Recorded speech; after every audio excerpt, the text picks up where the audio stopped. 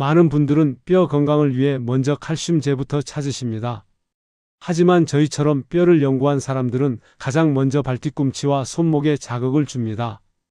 저는 30년 동안 뼈 건강과 낙상 예방을 연구해온 박사 장도윤입니다. 제가 30년 동안 뼈 건강을 연구해 오면서 이 차이를 수없이 확인했습니다. 보충만으로는 결코 버틸 수 없다는 걸 말이죠. 사실 많은 분들이 오해하고 계신 부분이 있어요. 뼈가 약해지는 건 나이 때문이 아니라 잘못된 습관 때문인 경우가 훨씬 많습니다. 칼슘을 아무리 많이 드셔도 뼈에 자극이 없으면 소용이 없어요. 마치 근육을 쓰지 않으면 줄어드는 것과 똑같은 원리입니다. 제가 지금까지 만난 수많은 분들 중에서 90세가 넘어서도 혼자 걸어 다니시는 분들의 공통점이 있었어요. 바로 일상에서 뼈에 적절한 자극을 주는 습관을 가지고 계셨다는 겁니다. 반대로 골절로 고생하시는 분들은 대부분 영양제만 믿고 움직임을 피하셨던 경우가 많았어요. 오늘은 전문가와 일반인의 뼈 관리 습관이 어떻게 다른지, 그리고 여러분이 집에서도 쉽게 따라 할 수 있는 방법들을 자세히 알려드리겠습니다. 단순히 이론적인 이야기가 아니라 제가 30년간 현장에서 직접 확인한 실질적인 방법들이에요. 뼈 건강은 하루아침에 좋아지지도 나빠지지도 않습니다. 하지만 올바른 방향으로 꾸준히 관리하면 분명히 달라질 수 있어요. 특히 60대 이후에도 충분히 회복이 가능하다는 게 많은 연구를 통해 입증되고 있습니다. 여러분은 지금 어떤 방식으로 뼈 건강을 관리하고 계신가요? 제가 아는 지인 중에 72세 이정수님이 계셨습니다. 평소 우유와 칼슘제를 꾸준히 챙기셨기 때문에 뼈 건강은 걱정 없다고 말씀하셨죠? 그런데 얼마 전 베란다에서 화분을 옮기다가 미끄러져서 척추 압박 골절이 생겼습니다. 병원에서 검사를 해보니 이미 골다공증이 상당히 진행되고 있었던 겁니다. 그분이 저에게 물으셨어요. 도대체 뭐가 잘못된 거냐고요? 칼슘도 꾸준히 챙겼고 우유도 매일 마셨는데 왜 이런 일이 생겼느냐고 하시더라고요. 사실 문제는 보충이 아니라 뼈가 받는 자극이 부족했던 겁니다. 아무리 좋은 재료를 공급해도 뼈를 사용하지 않으면 몸에서는 굳이 단단하게 만들 필요를 느끼지 못해요. 이정수님처럼 많은 분들이 같은 실수를 하고 계십니다. 영양만 챙기면 될 거라고 생각하시는 거죠? 하지만 뼈는 근육과 마찬가지로 쓰지 않으면 약해지는 조직이에요. 특히 중력과 충격을 받아야 새로운 뼈세포가 만들어지는데 이런 자극 없이는 아무리 좋은 영양제를 드셔도 효과가 제한적입니다. 오늘 이 영상에서 말씀드릴 내용은 여러분의 뼈 건강 관리 방식을 완전히 바꿀 수 있는 중요한 지혜입니다. 이 이야기를 끝까지 듣고 실천하셔야만 진정한 변화를 경험할 수 있어요. 혹시 아직 구독과 좋아요를 누르지 않으셨다면 지금 바로 눌러주세요. 이 채널은 여러분의 건강한 노년을 응원합니다. 끝까지 보지 않으시면 가장 중요한 실천법을 놓치게 됩니다. 마지막에 나올 단 하나의 습관이 모든 것을 바꿀 수 있거든요. 뒤에 나올 뼈 자극 방법을 모르시면 지금까지의 노력이 의미 없어질 수 있어요. 여러분의 작은 습관 교정만으로도 충분히 달라질 수 있는 일입니다. 그래서 이제는 우리 일상에서 뼈를 약하게 만드는 요소들을 하나씩 짚어보겠습니다. 뼈를 약하게 만드는 일상 속 5가지 습관에 대해 말씀드리겠습니다. 첫 번째로 많은 분들이 칼슘만 믿는 습관을 가지고 계세요. 이 부분이 정말 중요한데요. 칼슘만으로는 뼈가 단단해지지 않습니다. 마그네슘, 비타민 K, 단백질이 함께 작용해야 비로소 뼈가 튼튼해져요. 한국영양학회에서 조사한 결과를 보면 60세 이상 성인의 70%가 칼슘 흡수에 필요한 비타민 D가 부족한 상태였습니다. 제가 만난 김영호 70세님 같은 경우를 보면요. 10년간 꾸준히 칼슘제를 드셨는데도 골밀도가 오히려 낮아졌어요. 왜냐하면 칼슘만 많이 들어와도 흡수를 도와주는 다른 영양소들이 부족하면 제대로 활용되지 않거든요. 칼슘제를 챙기시더라도 녹색 채소와 단백질을 함께 섭취하시는 게 중요해요. 여기서 주의할 점은 칼슘제를 과다 복용하면 혈관에 쌓여서 심혈관 질환 위험이 높아진다는 겁니다. 적당량을 다른 영양소와 함께 드시는 게 핵심이에요. 여러분은 혹시 칼슘만 챙기고 계신가요? 두 번째는 움직임을 피하는 습관입니다. 뼈는 자극을 받아야 새롭게 만들어지는 조직이에요. 미국 나사에서 발표한 보고서를 보면 무중력 상태의 우주인들이 6개월 만에 뼈 밀도가 20%나 감소했다고 나와 있어요. 이건 뼈가 중력의 자극 없이는 유지되지 않는다는 걸 보여주는 확실한 증거죠. 최순자 74세님 사례를 보면요. 무릎이 아프다는 이유로 운동을 완전히 중단하셨어요. 그런데 1년 만에 골다공증 진단을 받으셨습니다. 물론 무릎이 아프면 격한 운동은 피해야 하지만 아예 자극을 주지 않으면 뼈가 더 약해져요. 하루 15분만 발뒤꿈치 찢기나 벽 팔굽혀펴기 같은 자극 운동을 꾸준히 하시면 도움이 됩니다. 통증이 심한 경우에는 무리한 점프 대신 가볍게 두드리기 운동부터 시작하세요. 요즘 혹시 운동을 피하고 계신가요? 세 번째는 늦게 자는 습관이에요. 성장 호르몬은 밤 10시에서 새벽 2시 사이 깊은 잠을 잘 때 가장 많이 분비됩니다. 이 호르몬이 뼈를 만드는데 핵심적인 역할을 해요. 서울대에서 연구한 결과를 보면 수면이 부족한 노년층이 골절 위험이 1.5배 높았다고 나와 있습니다. 박성호 69세님은 새벽까지 텔레비전을 보시다 보니 늘 피곤하셨어요. 골밀도 검사를 받아보니 위험 수치가 나왔죠? 수면 패턴을 바꾸신 후에는 확실히 개선되는 모습을 보였어요. 저녁 10시 이전에 취침하시고 일정한 수면 리듬을 유지하시는 게 중요합니다. 낮잠을 너무 오래 자시면 밤 수면에 방해가 되니까 주의하세요. 여러분은 요즘 몇 시에 주무시나요? 네 번째는 햇빛을 피하는 습관입니다. 비타민 D는 햇빛을 받아야 피부에서 생성되는데 이게 칼슘 흡수에 절대적으로 필요해요.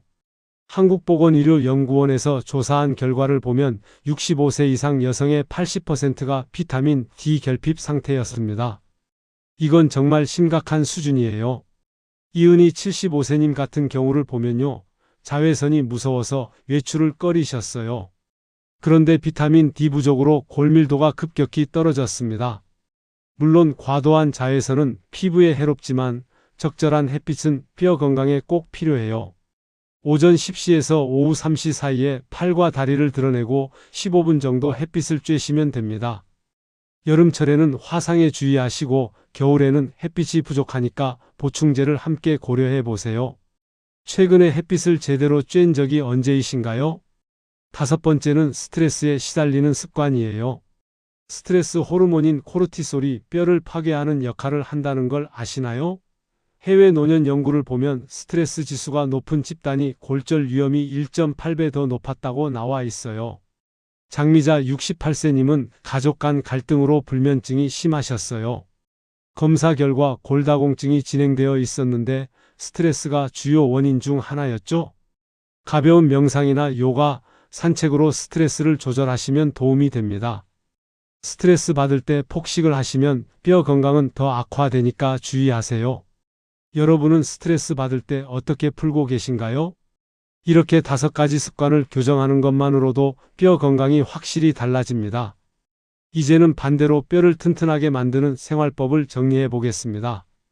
뼈를 튼튼하게 만드는 생활 실천법에 대해 말씀드리겠습니다. 첫 번째로 뼈 두드리기 운동이에요. 가볍게 두드리면 뼈세포가 자극을 받아서 조골세포 활동이 활발해집니다. 이건 정말 간단하면서도 효과적인 방법이에요. 세게 두들기면 멍이 생길 수 있으니까 손바닥으로 가볍게 톡톡 두드리는 정도면 충분해요. 아침 저녁으로 5분씩 머리부터 발끝까지 순서대로 두드려 보세요. 여러분은 오늘 아침에 몸을 두드려 보셨나요? 두 번째는 발뒤꿈치 찢기 운동입니다. 체중 충격이 고관절과 척추에 전달되어서 뼈가 강해지는 원리예요. 서서 발뒤꿈치를 들었다가 땅에 살짝 내려 찍는 동작인데 이때 진동이 온몸으로 전해지면서 뼈에 자극을 줍니다. 무릎 통증이 있는 분들은 쿠션 위에서 시작하세요. 하루 30회씩 3세트 정도 꾸준히 실천하시면 됩니다. 혹시 발뒤꿈치 찢기 운동 해보신 적 있으신가요? 세 번째는 한발서기 운동이에요. 균형 감각과 근육 자극으로 낙상 위험을 크게 줄여주는 운동입니다. 한 발로 서 있으려면 온몸의 작은 근육들이 다 움직여야 하거든요.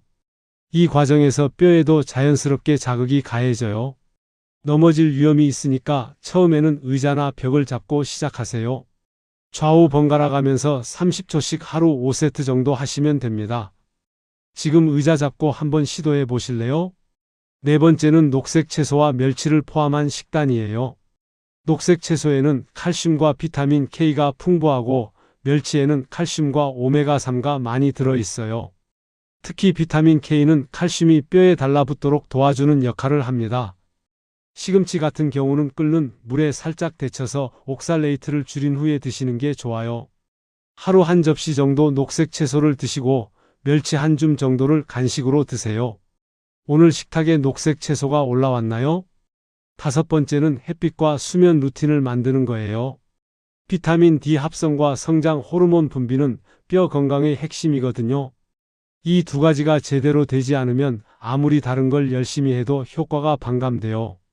햇빛은 계절에 따라서 시간을 조절하시고 수면은 일정하게 지키는 게 정말 중요해요. 매일 20분 정도 햇빛을 쬐시고 밤 10시 취침을 습관화해 보세요. 오늘 밤 몇 시에 주무실 계획이신가요? 여섯 번째는 계단 오르기 운동입니다. 계단을 오를 때 체중의 몇 배에 해당하는 충격이 뼈에 전달되면서 뼈 밀도를 높여줘요. 엘리베이터 대신 계단을 이용하시는 것만으로도 충분한 자극이 됩니다. 무릎이 안 좋으신 분들은 내려갈 때는 엘리베이터를 이용하시고 올라갈 때만 계단을 사용해 보세요. 일곱 번째는 물 충분히 마시기예요. 뼈도 수분이 필요한 조직이거든요. 탈수 상태가 되면 뼈의 재생 과정도 원활하지 않아요. 하루에 1.5리터 정도는 꾸준히 마셔주세요. 여덟 번째는 금연과 절주입니다. 담배와 과도한 음주는 뼈의 혈액 공급을 방해해서 뼈 건강을 악화시켜요.